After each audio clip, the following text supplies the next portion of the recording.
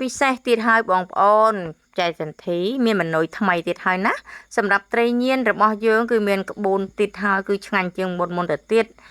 ចឹងចង់ដឹងថានេះខ្ញុំធ្វើបែបណាកុំភ្លេចចូលមើលវីដេអូពេញទាំងអស់គ្នាបងប្អូននឹងចេះធ្វើញ៉ាំគ្រប់គ្នាតែម្ដងជាពិសេសនោះទឹកជ្រលក់របស់យើងក៏ប្លែកទៀតអញ្ចឹង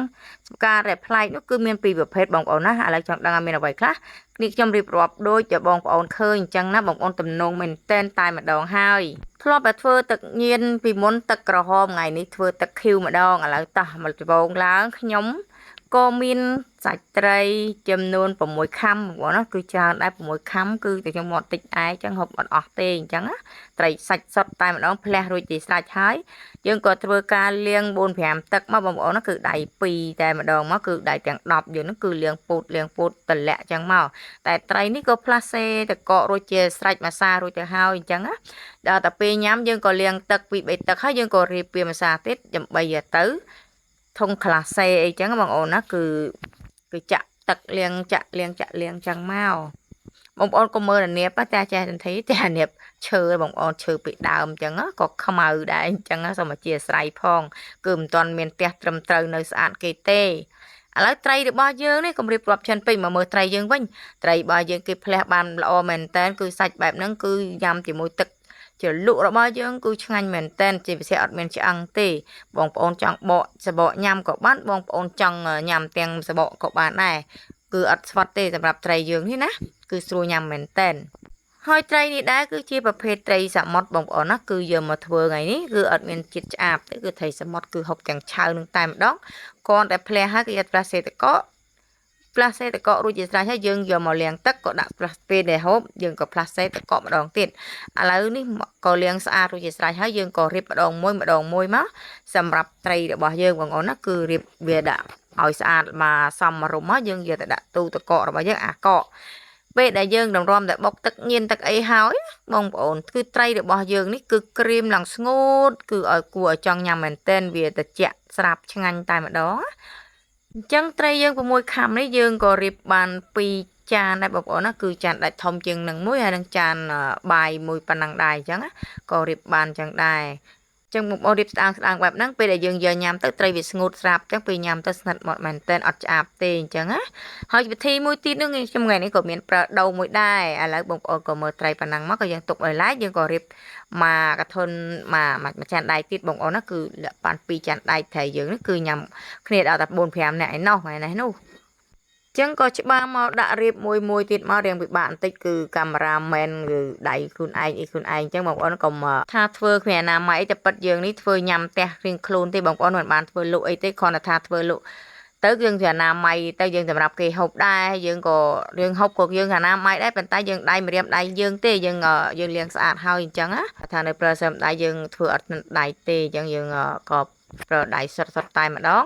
គឺលាងឲ្យស្អាតមកគឺសំខាន់លាងដៃយើងសម្អាតរួចជាស្រេចហើយក៏ញ៉ាំមាត់យើងដូចគ្នាអញ្ចឹងក៏រៀបម្ដងមួយមកក៏ដាក់ឲ្យជុំវិញចានរបស់យើងរៀបឲ្យស្អាតទៅយើងញ៉ាំក៏វាមានសោភ័ណភាពតំណងគួរឲ្យចង់ញ៉ាំដែរអញ្ចឹងណាអញ្ចឹងក៏យើងញ៉ាំខ្លួនយើងអីក៏យើងលាងយើងដឹងថាស្អាតហើយត្រីរបស់យើងដៃរបស់យើងក៏លាងជាស្អាតរួចជាស្រេចហើយបានយើងយកមកធ្វើនេះបងអូនណាអញ្ចឹងយើងក៏គិតថាយើងធ្វើស្អាតហើយប៉ុន្តែយើងធ្វើញ៉ាំខ្លួនឯងអញ្ចឹងណាចឹងបងប្អូនកុំលឯងឃើញប្រើដៃប្រើអីអញ្ចឹងណាហើយនេះខ្ញុំថ្ងៃនេះក៏មានប្រើផ្លែដូង2ប៉ុន្តែផ្លែនេះអត់ថតអត់ជាប់កាមេរ៉ាទេសម្រាប់ផ្លែដូងគឺពុះទឹកយកហូបឲ្យសាច់ដូងកន្លែងដែលសាច់ល្មមនោះក៏យើងយកមកកោសសម្រាប់ផ្ទាប់ជាមួយត្រែកទឹកញៀនរបស់យើងបងប្អូនហើយទឹកញៀនយើងថ្ងៃនេះហើយនឹងសាច់ដូងថ្ងៃនេះគឺសូមឲ្យអ៊ុយតែម្ដងហើយសម្រាប់ទឹកញៀនយើងនេះគឺឆ្ងាញ់មែនតែនអញ្ចឹងបងប្អូនកុំភ្លេចចូលមើលវីដេអូនេះខ្ញុំពីដើមដល់ចប់ថាធ្វើទឹកញៀនត្រីញៀនយើងធ្វើជាស្រួលទេប៉ុន្តែជាអ្វីដែលពីរឿងវិបាកគឺទឹកញៀនយើងធ្វើនឹងតែម្ដងដើម្បីឲ្យធ្វើឲ្យមានរសជាតិឈ្ងុយឆ្ងាញ់បងប្អូនទៅចាំបន្តិចណាបងប្អូន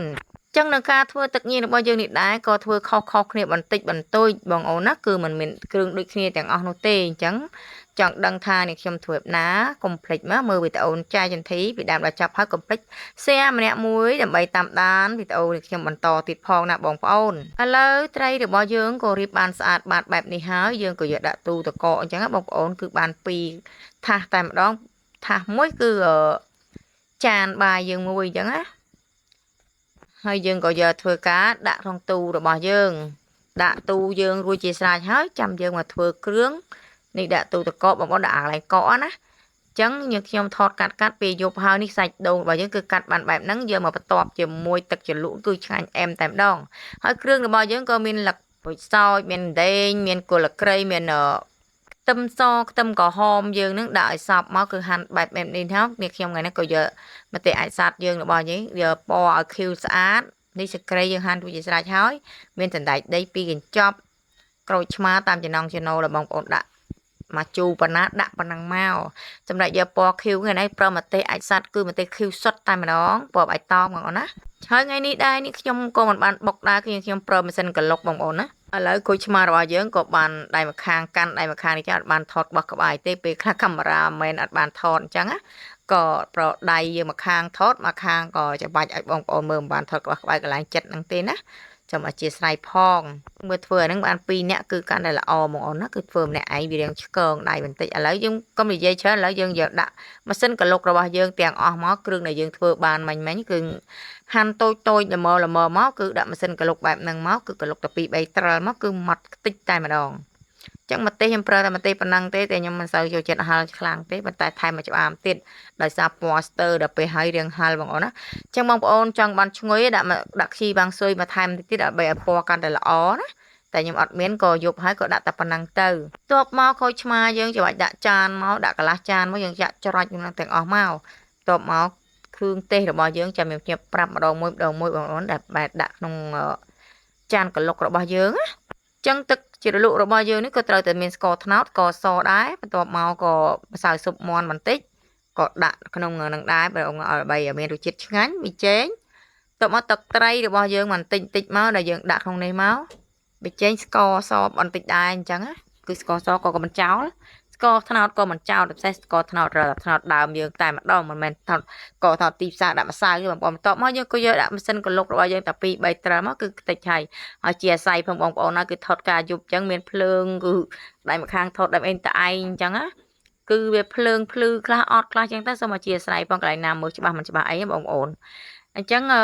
ត្រីរបស់យើងនេះក៏កាត់មកដល់នេះវិញត្រីរបស់យើងក៏រួចជាស្រេចដូងរបស់យើងក៏កោសរួចជាស្រេចហើយត្រីនេះក៏ស្ងួតល្អដែរបងប្អូនពេលយើងដាក់ទូទឹកកកបងប្អូនទៅពេលទឹកជ្រលក់យើងធ្វើហើយ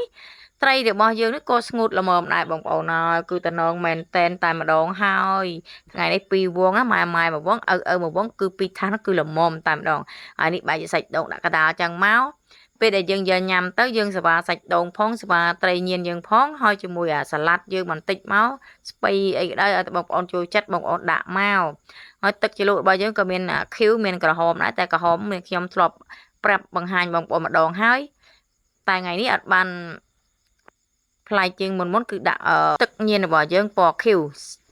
សាមុនខ្ញុំបង្ហាញពណ៌ក្រហមដាក់ម្ទេសក្រហមគឺក្រហមដាក់ម្ទេសខៀវគឺខៀវហើយបែរជាខាប់បែបនេះបងប្អូនកុំធ្វើឲ្យប្រៃពេកតែដល់យើងដាក់មកត្រៀមបែបនេះមកខាប់ឆ្ងាញ់មែនតើបងប្អូនហើយ